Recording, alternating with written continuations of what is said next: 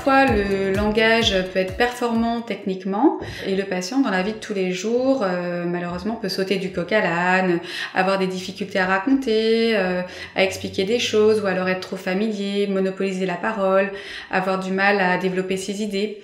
Et souvent, les aidants décrivent des quiproquos, des changements de comportement, des propos incongrus. Gali est un matériel élaboré par Claire Sanson et Héloïse Guillot, qui sont des orthophonistes.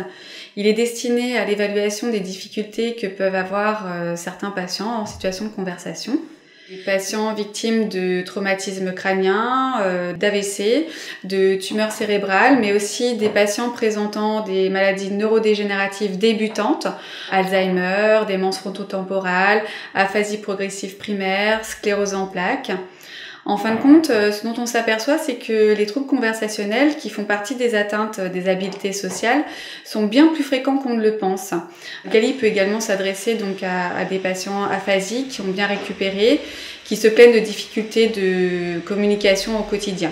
Donc concrètement, on commence par un entretien filmé entre l'orthophoniste et son patient. Ça peut très bien être un entretien entre le patient et une personne de son entourage, c'est même encore mieux. On lance un thème, ça peut être un fait d'actualité, un article de journal, un événement de sa vie. Le tout, c'est d'être le plus naturel possible. Ensuite, on revisionne la vidéo et tout simplement, on répond aux questions de l'interface logicielle. Donc, on remplit un questionnaire à tiroir, ce qui a pour objectif de cibler les difficultés et d'être rempli assez vite puisque ce sont des questions à répondre par oui ou par non. L'analyse conversationnelle est effectivement peu connue.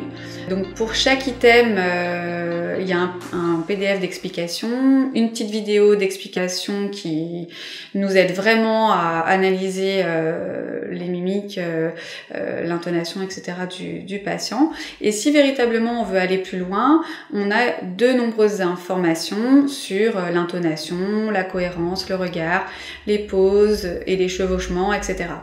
À la fin, les résultats apparaissent sous la forme d'un graphique et puis les points qui posent problème sont spécifiquement indiqués et permettent de cibler la rééducation. Ces troubles sont à prendre en charge car malgré le fait qu'ils soient très fins, ils sont très invalidants au quotidien. Ils peuvent effectivement être un frein à une communication familiale satisfaisante. Le patient peut être isolé, s'isole lui-même. Et donc en rééducation, il est véritablement nécessaire d'en faire prendre conscience le patient, mais également son entourage. Chaque point peut ensuite faire l'objet d'une rééducation spécifique. Donc ce logiciel permet donc d'évaluer la conversation du patient, mais également de vous auto-former à l'analyse conversationnelle.